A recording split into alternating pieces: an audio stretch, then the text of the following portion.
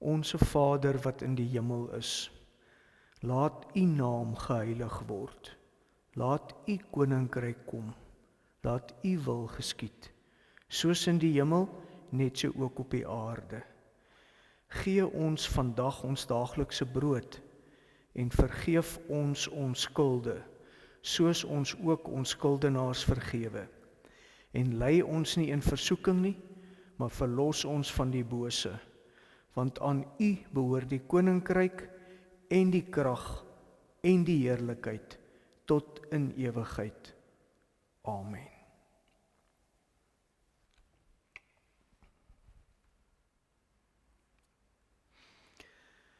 Ek wil graag vanoggend vir ons uit Efesiërs 2 uitlees, maar nie nou nie. Ek wil eers uit Esra en Nehemia uitlees. Ek het onlangs saam met 'n paar Bybelstudiegroepe deur Esra en Nehemia gelees. En vir die eerste keer eintlik 'n hele geheel oorsig oor Esra en Nehemia gekry.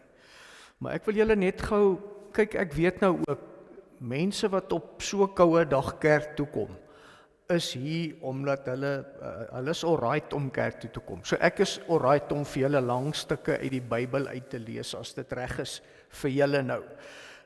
Nou ek wil eers iets net oor die geskiedenis van die Ou Testament sê.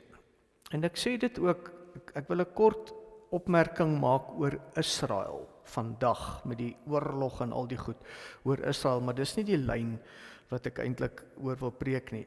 Ek wil preek oor mense, gewone alledaagse mense soos ek en jy, se pad met die Here. En as jy mens kan maklik een vers uit die Bybel uithaal, maar as jy die oorsig begin kyk, kry jy partykeer 'n ander prentjie. Ek wil gou net eers vinnig hardloop deur die geskiedenis van die Ou Testament, laat julle hom nou net gou het. Die Ou Testament begin mos nou in die begin met Genesis. Ons weet nie wanneer dit was nie. Ons weet nie wanneer die skepping was nie. Dis lank terug. Daar's verskillende mense met verskillende datums.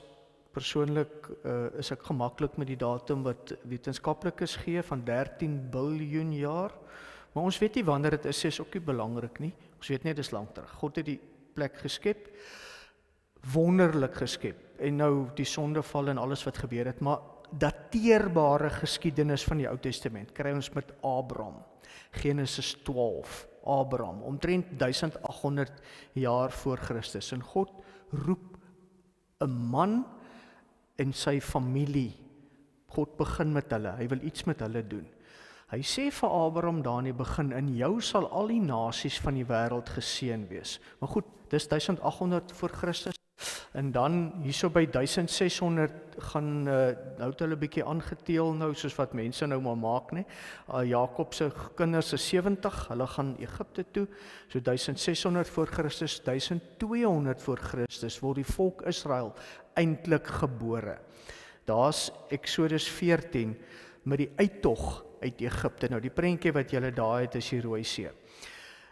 Daar raak die volk 'n volk. Hulle is nog nie heeltemal seker oor wie's God nie. Hulle word saamgesnoer met hierdie uittog, die van hulle wat nou trek. Nou raak hulle volk. Net na die Rooi See kry hulle die volgende skyfie daar sê die wet en die tabernakel. So hulle kry 'n bietjie struktuur. 'n Volk, nou leer hulle vir God ken. Moses sê vir hulle 'n naam, ek is wat ek is. So hulle weet nou, dis nou hierdie God. En hulle kry 'n bietjie struktuur, wette om van hulle ordentlike mense te maak. En as jy lees daai wette van die Ou Testament, sal jy sien, wat moet jy maak as jou buurman se bees na jou toe kom?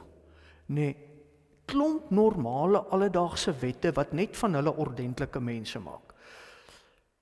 Dit gee vir hulle 'n bietjie struktuur. En dan die volgende gaan kry hulle nou 'n land. So hulle het nou 'n wette in goed. Laat ek net gou sê daar by die wette, voor hulle in die land moet ingaan, stuur hulle mos nou die 12 verspieders uit.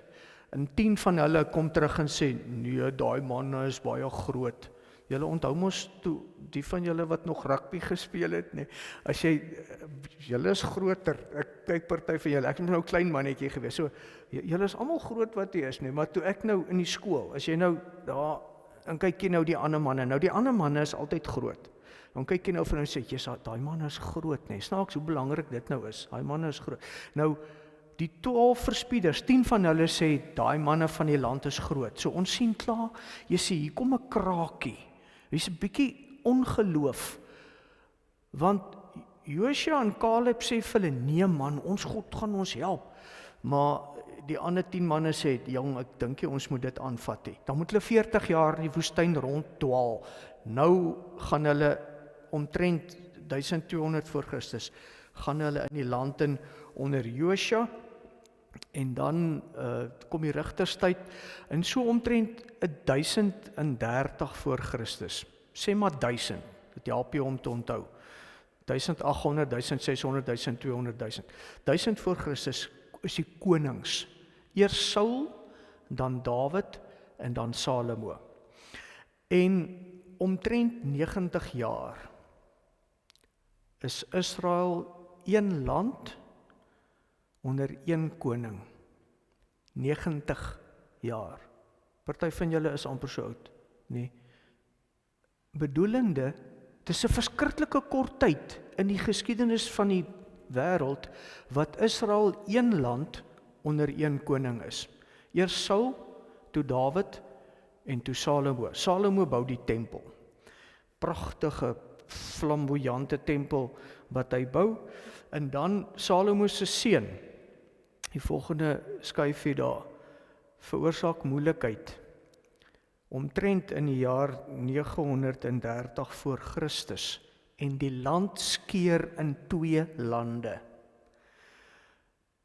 Nou, dit is bietjie de mekaar, ek weet, dis hoekom ek dit nou versigtig probeer vir julle verduidelik. Die noordelike deel van Israel word genoem Israel. Hy het sy eie koning, op daai stadium Jerobeam, hy het sy eie alles. Hulle bou sommer 'n eie tempel ook, daar by Samaria is die hoofstad van Israel. Klein tempeltjie. En die suidelike deel van Israel noem hulle Juda. So dis 2 lande met 2 konings, en so gaan hulle aan. Ja, jy weet, Israel het 19 konings gehad en Juda 20 konings gehad. En dan die noordelike deel van Israel, ons praat sommer die Noordryk. Hulle hou op bestaan in 722 voor Christus. Die Assiriërs is die wêreldmag, soos jy nou die stryd het tussen Amerika en China, wie's nou die wêreldmag, nie? In daai tyd was Assirië die wêreldmag, en hulle neem die Noordryk, neem hulle in, voer hulle weg in ballingskap, verstrooi hulle, en hulle is weg, tot vandag toe is hulle weg. Nou bly net die suidelike deel bly nou oor, nog so vir 150 jaar, bly hulle nou nog daar. En dan in die jaar 586 word die suidelike deel deur die Babyloniese koning Nebukadneser verower en word hulle weggevoer in die Babyloniese ballingskap. Hoekom het die 2 lande ophou bestaan? Hoekom moes hulle 40 jaar in die woestyn rondswerf? Want hulle het nie geglo God gaan hulle help nie. Hoekom het die 2 lande ophou bestaan? Hulle het teen God gesondig onophoudelik. Dit was hulle lyn om teen God te sondig. En na 2-3 goed staan uit. Die eerste een is afgodsdiens. Hulle is almekaar weggetrek na die aantreklike, lekker godsdiensbeoefening wat hulle gesien het by die afgode. Dan kom die profete een vir een en raas met hulle en bring hulle weer terug, en dan kom hulle weer terug na die Here toe vir 'n rukkie, en dan gaan hulle weer weg, né? Nou dit het met die Noordryk gebeur. En dan sê die profete vir Juda, julle moet nou kyk wat het met Israel gebeur. Julle moet nou luister. Gaan dit so rukkie goed, en dan die patroon bly dieselfde. Nou word hulle weggevoer in ballingskap, die Babyloniese ballingskap. Die mure van Jerusalem word afgebreek, dat daar niks van hulle oor is nie, en die tempel word afgebreek, dat daar van hom absoluut niks oor is nie. Eers fondasies nie, lyk dit vir ons, wel, daar was nog fondasies gewees. Maar nou sit die volk in ballingskap in Babel, vandag se Irak. En hulle dink, wat het ons verkeerd gedoen? Hoe het ons hier gekom? En dan kom hulle agter, dis die afgode. Dis die harte weg van God al, wat die moeilikheid veroorsaak het. Maar nou, as jy die laaste stukkie van die Ou Testament lees, dan lyk dit, hier kom 'n nuwe ding. Want die volk kry die belofte, hulle gaan teruggaan na hulle land Israel toe. Hulle gaan weer herstel word na hulle land Israel toe. En dis waaroor Esra en Nehemia gaan. En Nehemia is die eintlike einde van die Ou Testament, se geskiedenis. Ester is ook nog geskiedenis, gaan nou sê hoe dit werk. Maar as jy die geskiedenis van die Testament wil, dan lees jy tot by Ester. Maar Nehemia is later as Ester, so Ester moet eintlik bietjie vroeër net ingeskuif gewees het.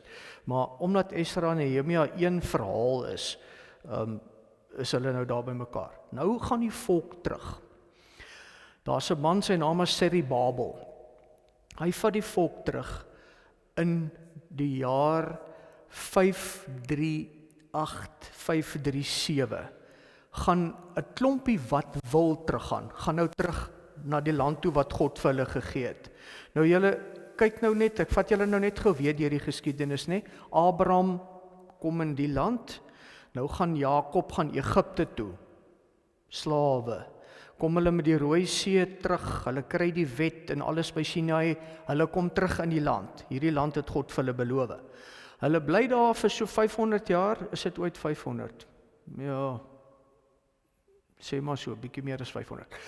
Bly hulle nou daar, omdat hulle aanhou sondig, word hulle weer weggevoer. Nou sit die ballingskap. Daar bly hulle so 50, 60 jaar. Na die ballingskap kan hulle nou weer teruggaan. Nou, klomp van hulle wil nie teruggaan nie. Dis waaroor die boek Ester gaan. Ester is al die Jode wat agtergebly het in Babel. Hulle het nou klaar gesettel daar, hulle het besighede begin, hulle bly daar, so hulle gaan nie terug nie. Klein klompie gaan terug Israel toe. Kom in Jerusalem aan saam met Zerubabel. Die mure is plat, die tempel is stikkend.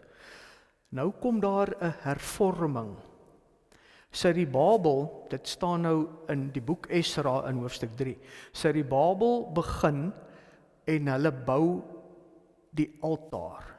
Net waar hy gestaan het. Kyk, daar's nou net ruïnes, né?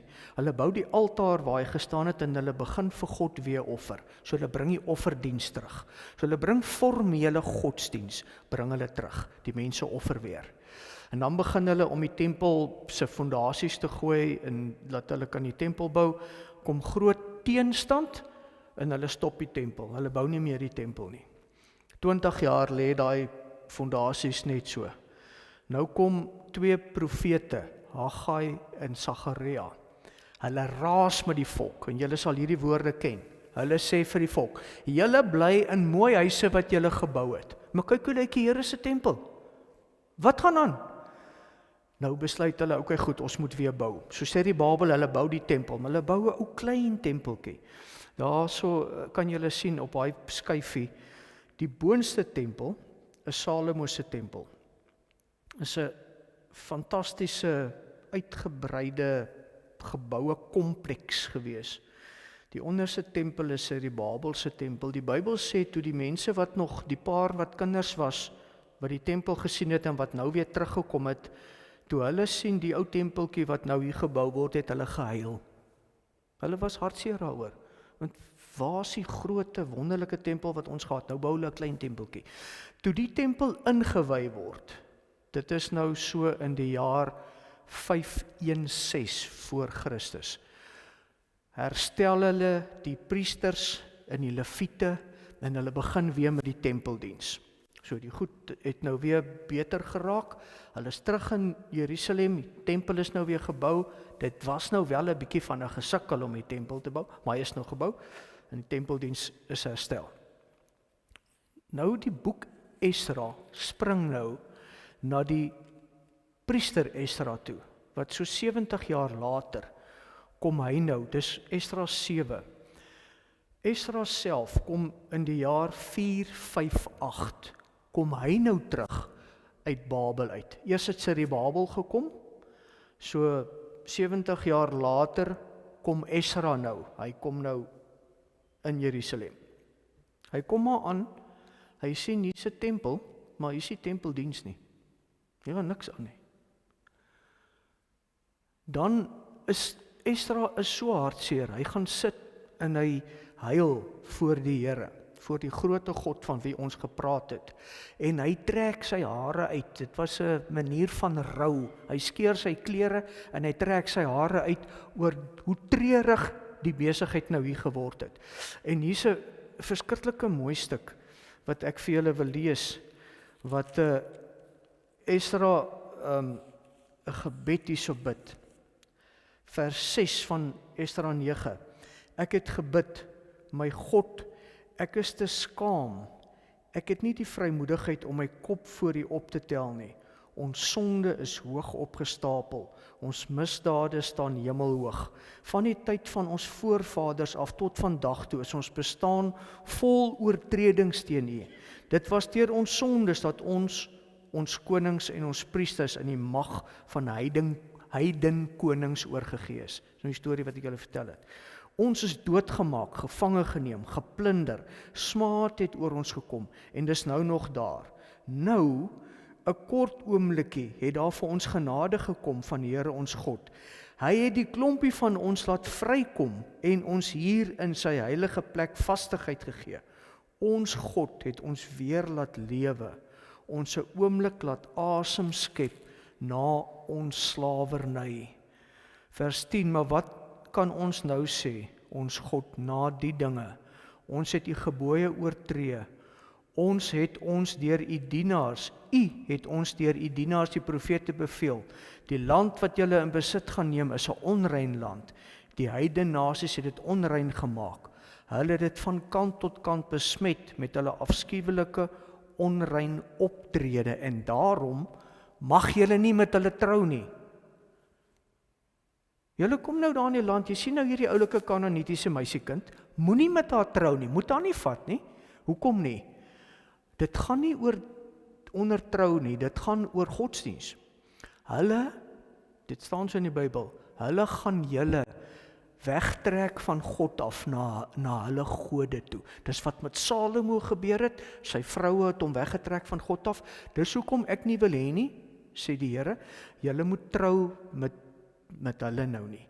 Nou kom Esra daar, die helfte van hulle is getroud met, selfs die priesters en leviete is getroud met meisiekinders. Nou, ek wil net duidelik sê, dit is nie omdat hulle Kanaaniete is nie. Jy kan met 'n Kanaaniet trou as sy die Here God aanvaar. Daar's klomp voorbeelde in die Bybel waarvan Rut 'n baie mooi voorbeeld is, nie? Rut het gesê vir Naomi, U God is my God. En daarom kan Boas met Rut trou en is Rut 'n voormoeder van Jesus Christus. Dit gaan nie oor die mens nie. Dit gaan nie oor 'n ras of 'n volkie. Dit gaan oor godsdiens. Jy kan nie met iemand trou met 'n ander godsdiens. Daai een gaan jou wegvat van die Here af. Dit was wat nou hier gebeur het. So Esra, hy so hartseer, hy trek sy eie baard uit en pleit die Here om genade, en nou besluit hulle, okay, hulle gaan nou ontslae raak van hierdie heidense meisies wat nou tussen hulle ingekom het, en hulle maak 'n hervorming. Hulle stel die tempeldiens weer reg in, hulle kry weer die priesters en leviete en elke ding, die wet word weer gelees. Okay, slaak 'n sig van verligting, dit gaan nou weer beter met hulle. Dit is 458. 445 voor Christus, onthou ons tel nou terug, né? Dis voor Christus, ons tel terug. Dis 13 jaar later, kom Nehemia daaraan.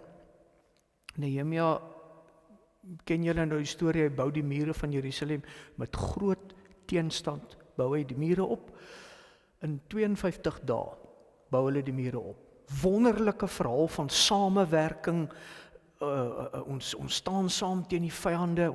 Die een hand het ons 'n swaard en die een hand het ons 'n troffel, en hulle werk klaar.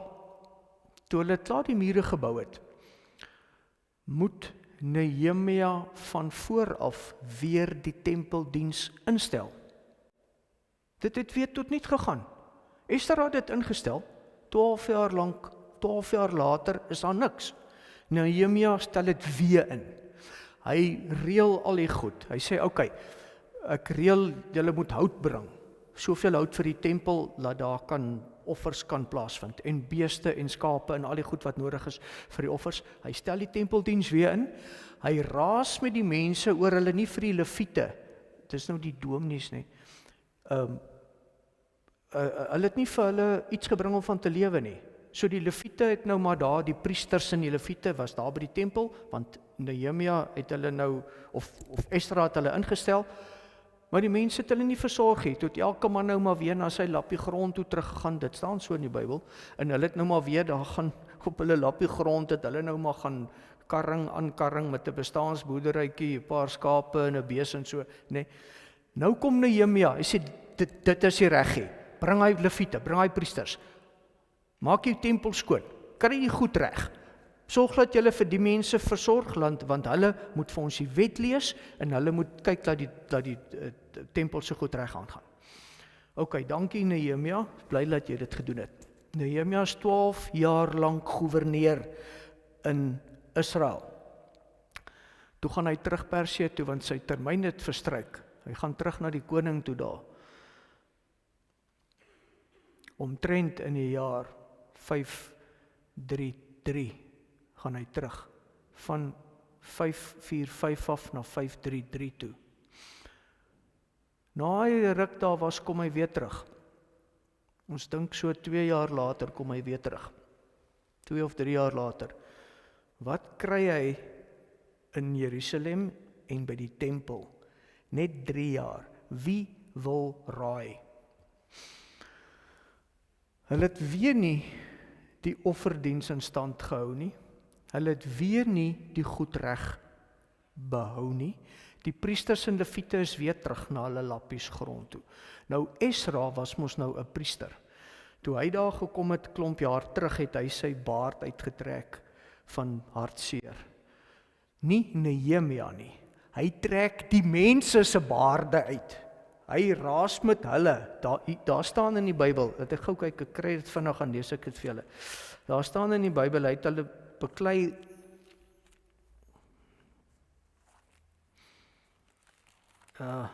My plek, maar ek gaan hom net baie vinnig nou kry.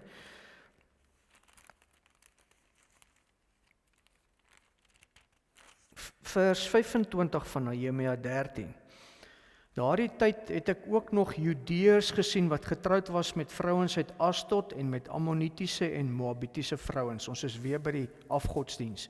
Van hulle kinders het die helfte Asdods gepraat of die taal van 'n ander volk. Judeërs kon hulle nie praat nie. Ek het met die mense geraas, hulle vervloek. Party van hulle het ek geslaan, hulle hare uitgetrek en hulle voor God 'n eed laat aflê. Julle sal julle dogters nie laat trou met die heidene se seuns nie, en hulle dogters nie met julle seuns of met julle self nie. Wat het gebeur? Onthou nou wat het die ballingskap in die begin veroorsaak, afgodsdiens. Nou is hulle terug. Hier, haal net 'n slag asem julle, ons is terug in Jerusalem, ons het weer 'n tempel, ons gaan nie weer dieselfde foute maak nie, nee? Ons gaan nie weer dieselfde foute maak nie. Maar dis nie wat gebeur het, hulle maak presies dieselfde foute. Hulle hou op dieselfde manier aan. En weet julle wat is vir my eintlik hartseer? Die einde van Nehemia, luister die einde van Nehemia. 'n seun van Jojada, seun van die hoofpriester Eliasib, was die skoonseun van Sanballat die Goroniet. So hy het met daai man getroud wat 'n vyand van Nehemia was. Ek het hom van my af weggejaag. Onthou hulle my God, hulle het die priesterskap en die plegtige onderneming van die priesters en die leviete besoedel. Ek het hulle gesuiwer van al wat vreemd was en diensbeurte vir die priesters en leviete vasgestel, elkeen vir sy werk, en ook die heffing van hout op die vasgestelde tye en die eerstelinge. Onthou dit tot my voordeel, my God. Dis die einde van die boek. Onthou dit tot my voordeel, my God. Ek het probeer om hierdie mense reg te kry. Hoor hoe eindig die hele Ou Testament. Maleagi. Ek gaan vir julle die profeet Elia stuur, voordat die dag van die Here kom, die groot, die verskriklike dag. Elia sal vaders en kinders met mekaar versoen, sodat ek nie hoef te kom en die land heeltemal vernietig nie. Einde van die hele Ou Testament. Kan julle sien hoekom ons 'n Nuwe Testament nodig het? Ek praat met groot respek oor die Here God. Dit lyk my dat die Here het dit nou so gekyk, en hy het 'n projek met die volk Israel gehad.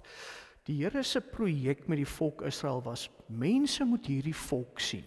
Sien hoe lyk dit as mense ordentlike wette het? As mense ordentlik met mekaar saamlewe? As daar naaste liefde is, as mense na mekaar kyk, nê? Daar's wette gewees hoe na die weduwees en die wese en die armers en die vreemdelinge gekyk word. Dit was die Here se projek. Hy wou gehad het, jy weet, daai moet so werk. En dan antwoord die volk kom net onophoudelik met ontrouheid. Afgodsdiens en ontrouheid is die pad waar die volk die hele tyd loop. Jy sien hoe eindig Nehemia, wat die einde van die geskiedenis is van die Ou Testament. Jy sien hoe eindig die hele Ou Testament, sodat ek nie moet kom in hierdie land heeltemal vernietig nie. Daarom maak God 'n nuwe wending. Hy plaas nie meer dieselfde klem en vertroue op die volk Israel nie. Die Nuwe Testament beteken, daai woorde beteken nuwe verbond, en die nuwe verbond is Jesus Christus. God bring vir Jesus aan wie ons behoort. En ons weet, as ons na hierdie Ou Testamentiese verhaal kyk, sekerlik sien ons ander mense ook, maar partykeer sien ons stukke van onsself in hierdie Ou Testamentiese onvermoë om net eenvoudig aan die Here God te bly vashou in geloof. Daar was altyd individue wat dit reg gekry het. Daar was altyd regverdiges wat oorgebly het. Maar die volk het dit nie reg gekry nie. En nou kom die Nuwe Testament en God maak 'n nuwe ding. Hy bring vir Jesus wat ons met genade aan die Vader bind, deur ons geloof, maar deur sy genade. En die tempel is nie meer belangrik nie. Jy kan sien in Jesus se eie optrede, dat die tempel raak al hoe minder belangrik. Die kerk, die gemeenskap van gelowige mense, dit raak 'n lewende tempel. Die mense raak die draers van die hoop. Ek lees vir julle uit Efesiërs 2 uit. Hy praat nou met die Efesiërs. Julle was dood as gevolg van julle oortredings en sondes wat voorheen julle lewenswyse gekenmerk het. Julle het gelewe soos hierdie sondige wêreld en julle laat lei deur die vors van die onsigbare magte, die gees wat daar nou aan die werk is in die mense wat aan God ongehoorsaam is. Julle het gelewe soos hierdie sondige wêreld, hoor in jou agterkop, trou met die Kanaanitiese meisiekinders in volg hulle godsdiens, nie? Soos hierdie sondige wêreld. So het ons trouens vroeër ook almal gelewe, sê Paulus vir hulle. Maar dan sê hy vers 4, maar God is ryk in barmhartigheid en het ons innig lief. Deur sy groot liefde het hy ons wat dood was as gevolg van ons oortredings, saam met Christus lewend gemaak. Uit genade is julle gered. Ja, in Christus Jesus het hy ons saam met hom opgewek uit die dood en ons saam met hom 'n plek in die hemel gegee, sodat God ook in die tye wat kom sou laat sien hoe geweldig groot sy genade is, deur die goedheid wat hy in Christus Jesus aan ons bewys het. Julle is inderdaad uit genade gered, deur geloof. Hierdie redding kom nie uit julleself nie, dis 'n gawe van God. Dit kom nie uit deur julle eie verdienste nie, en daarom het niemand enige rede om op homself trots te wees nie. Nee, God het ons gemaak wat ons nou is. In Christus Jesus het hy ons geskep om ons lewe te wy aan die goeie dade waarvoor hy ons bestem het. Vers 19. Julle is dus nie meer ver van God af nie, nie bywoners nie, maar medeburgers van die gelowiges en lede van die huisgesin van God. Julle is 'n gebou wat opgerig is op die fundament van die apostels en die profete, 'n gebou waarvan Christus Jesus self die hoeksteen is.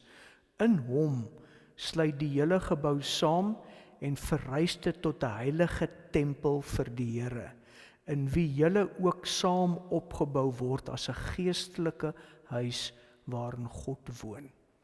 'n Nuwe tempel. Ek sê vir julle vir interessantheid, Sionisme is 'n breë term wat eintlik gaan, jy kry ook Christelike Sionisme wat sê Israel gaan herstel word. Israel is belangrik. En die wederkoms gaan by Israel plaasvind en sovoorts. En in die breë sionistiese beweging, julle kan dit gaan Google as julle wil, sal julle sien, is planne vir 'n derde tempel. As planne vir 'n nuwe tempel.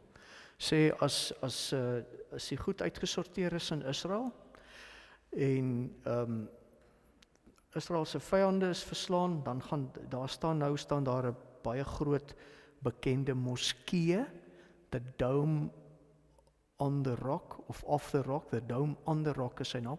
So goue koepel. As jy prente van Jerusalem sien, dan sien jy baie keer die moskee. Hy staan presies waar die tempel gestaan het. Nou die sionistiese gedagte is dat daai ding gaan afgebreek word en dan gaan die derde tempel gaan weer daar opgerig word en daar's klaar planne vir dit en daar's klaar finansiering vir dit en alles, verstaan ek, lees ek. Wat sê ons van Israel? Ek praat versigtig oor Israel, maar ek sien in die Bybel dat daar's 'n nuwe Israel. Dit sluit almal uit die ou Israel uit wat in Jesus Christus glo. Saam met mense uit elke stam en volk en taal. Dis die nuwe Israel. Die kerk van Jesus Christus is die nuwe Israel. Die kerk van Jesus Christus is die nuwe draers van hoop en oproepers vir gehoorsaamheid. Ons word opgeroep om gehoorsaam te wees aan God, aan die grootte, almagtige God van wie ons gelees het, wat naby ons gekom het deur Jesus Christus. En in hierdie proses kan ons die fout maak wat Israel die hele tyd gemaak het, om te sê, okay, dankie, God het ons goed nou weer reggesit, ons is mos nou die uitverkore volk. Wat kan fout gaan? Ons is die uitverkore volk. Het is baie duidelik dat baie kan fout gaan as jy ongehoorsaam is aan God. As jy die band, en ons weet nou, ons band na God toe gaan deur Jesus Christus. Daar's net een naam deur wie die mense gered word, nie? Johannes 14 vers 6 sê Jesus, ek is die weg en die waarheid en die lewe. En hierdie gedeelte wat ek vir ons gelees het sê, julle was dood as gevolg van julle oortredinge en sondes, dink Ou Testament Israel, maar God is ryk in barmhartigheid en het ons innig lief, dankie tog daarvoor, ten spyte van al ons gebrokenheid het hy ons innig lief, en dan sê deur sy groot liefde het hy ons wat dood was, as gevolg van ons oortredinge, saam met Christus lewend gemaak. Uit genade is julle gered, ja, in Christus Jesus is ons saam met hom opgewek. En dan sê hy vers 8, julle is uit genade gered deur geloof. Nee? Die Here gee sy hand van genade vir ons. Ons hou in geloof aan hom vas. En die stukkie wat ek op die einde gelees het, in hom sluit die hele gebou saam en verrys dit tot 'n heilige tempel vir die Here, in wie julle ook saam opgebou word as 'n geestelike huis waarin God woon. Ons sien in Israel, hulle het fokus verloor. Veral toe dit met hulle goed gegaan het. En julle is oud genoeg, julle het dit 'n paar keer in julle lewe gesien, dat dit met 'n mens goed gaan en dat hy dan fokus verloor en sy greep op God verloor. Israel is 'n teken daarvan. Jesus kom en bring 'n nuwe ding. 'n Nuwe fokus. Dis dieselfde God, dis dieselfde verbond, maar 'n nuwe fokus. 'n Fokus op ons wat die Here se mense is. Vat mekaar se hande en ons werk saam aan die gehoorsaamheid aan Jesus Christus, aan disippelskap in elke faset van ons lewe, in hierdie kerk, in hierdie gemeente, in jou gesin en huwelik en besigheid en familie. Ek weet hoeveel swaar kry en hartseer daar baie keer in families is, né? Dis die plekke waar die Here ons roep om in gehoorsaamheid Jesus Christus se mense te wees. Verstaan ek nou alles en weet ek nou hoe die wêreld gaan eindig en hoe Israel se goed gaan werk en so? Nee, verseker nie. Hoe ouer ek raak, hoe minder verstaan ek hoe goed werk. Maar wat verstaan ek? Dat 'n eenvoudige disippelskap van Jesus Christus, 'n navolging van God deur Jesus Christus, dat dit is waar voor ons geroep word. En hierdie gemeente is 'n plek waar die evangelie van Jesus Christus verkondig word. En so elke kerk in Oudtshoorn, in die hele wêreld, maar ek dink vanoggend aan Oudtshoorn. Al die NG kerke, al die ander kerke, plekke waar mense op hulle skouer getik word deur die woord en die gees en sê, kom ons volg vir Jesus Christus na. En julle wat vanoggend hiernatoe gekom het, ek wil net sê, dit is my so, dit is so wonderlik om julle te sien. Nee, en sê, hier's mense vir wie die Here en sy woord en sy kerk belangrik is. Mag die Here julle seën. En ons kom onder die geklank van die woord, want dis die plek waar die gees van die Here ons aanraak om met een oog te weet van ons gebrokenheid en ons sonde en dit voor die Here te bely, maar met 'n ander baie groter ding te sien van Jesus Christus se genade, van God se getrouheid aan sy mense, aan sy volk. En julle hoor, ek sê, ek verstaan dit, jy kan anders dink, ek verstaan dit, die volk van God is die Christene in die hele wêreld, in Iran, in Libanon, in Israel, in Oudtshoorn, die Christene in die hele wêreld is die volk van God. En God roep ons in gehoorsaamheid om aan Jesus Christus vas te hou. Ons is uit genade gered. Kom ons sê vir hom dankie. Here, as ons na die groot oorsig van die Ou Testament kyk, dan erken ons soveel van ons eie kerk, van ons self, in die onvermoë van Israel om net permanent in geloof naby U te bly. En ons bely ook ons eie onvermoë en ook waar ons afdwaal en van U af weggaan. Vergewe ons daarvoor. Here, ons bid dat U deur U woord en U Gees 'n permanente deel van ons lewens sal bly. Dat ook ons tempeldiens, Here, waar ons saamkom, waar ons U woord lees, ook elkeen van ons in ons huise, waar ons U woord lees, dat ons dit met volharding sal voortgaan daarmee. En dankie dat U beloof het, waar 2 of 3 in U naam bymekaar is U in ons midde. Ons bid U seën af op ons disippelskap in die navolging van Jesus Christus. Amen.